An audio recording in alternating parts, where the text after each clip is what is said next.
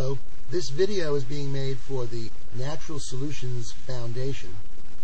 NSF is a non-governmental organization, an NGO, which is recognized internationally. The president of our foundation is Major General Albert Stubblebine, U.S. Army retired, and our medical director is Rima E. Lebo, MD. My name is Ralph Fusatola. I'm a trustee and counsel for the foundation. I've practiced law in the United States for 34 years, and the purpose of this video is to explain to you the Natural Solutions Foundation Codex 2-step. Now, we need to start, I guess, with what is Codex. Codex Alimentarius, the World Food Code, is an agency of the United Nations. It was founded over 4 decades ago by the WHO, the World Health Organization, and the FAO, the Food and Agricultural Organization. These two primary organs of the United Nations came together and formed Codex. When we refer to the word Codex, we're referring both to the Codex Alimentarius Commission, the governing body, and its various committees, and to the body of documents which the organization has produced, which is known also as Codex. That body of documents consists of 2 types of documents.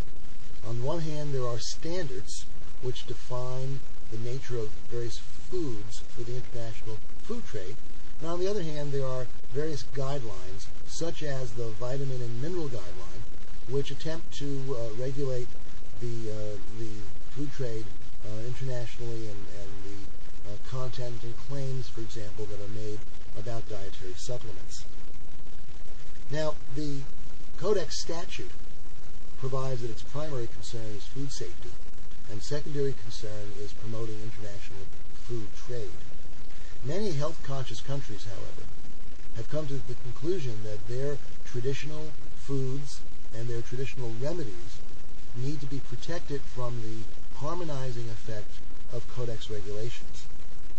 Now, how are Codex rules enforced? The World Trade Organization, the WTO, has over the years accepted Codex standards as what are called presumptive evidence of the rules of trade between countries.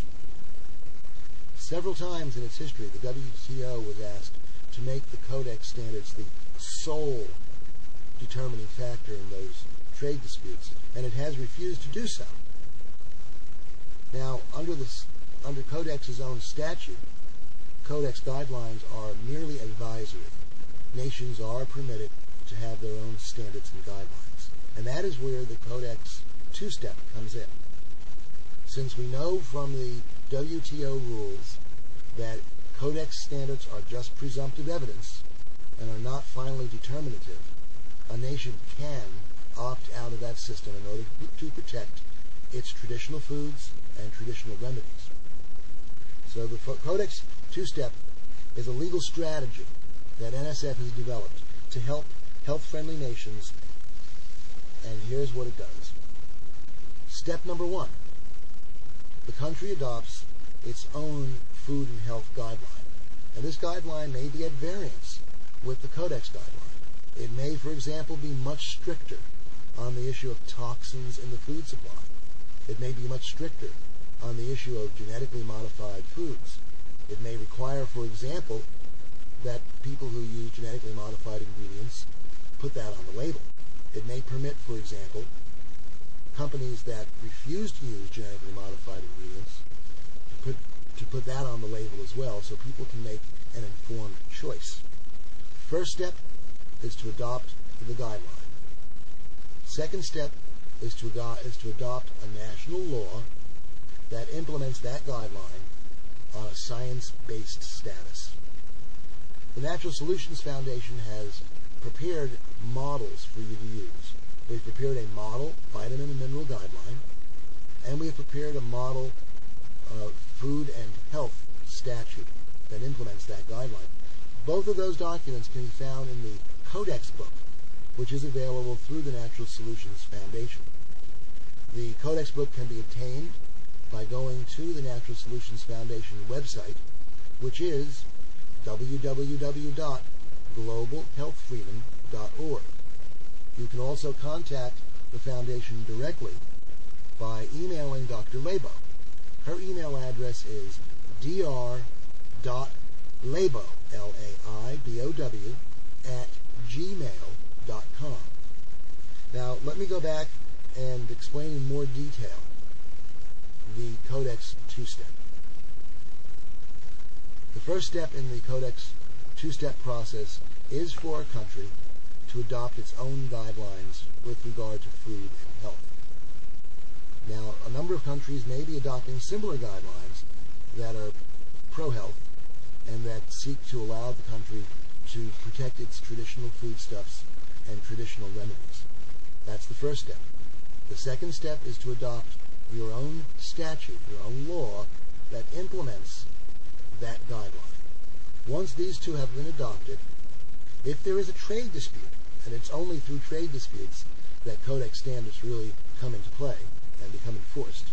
If there is a trade dispute before the World Trade Organization, the normal standard of the World Trade Organization is that a Codex standard or a guideline is the presumptive evidence between the parties. However, when one of the parties has adopted its own guidelines based on science, then there is no such presumption. And the World Trade Organization, in resolving the dispute, will have to not look at the presumption, but rather will have to look at the science. And a country will be judged on its own standards. And that is exactly what the Codex two-step permits. It permits countries to vary from international harmonization in such areas as the toxins that are allowed in the food supply, such the ingredients that are considered organic, for example, or ingredients that are considered genetically modified. Now, the Natural Solutions Foundation strongly believes in individual bioidentity. That is, as individuals, we have our own needs for foods and remedies, and we want to preserve that as much as possible by helping nations that are health conscious develop approaches to the international harmonization that permit them to continue to support their own traditional foods and traditional remedies. We do this through the Codex two-step, and you can learn a good deal more about that if you go to www.globalhealthfreedom.org. This has been Ralph Fusatola, the Trustee and Counsel for the Natural Solutions Foundation, and I thank you for paying attention and for your time.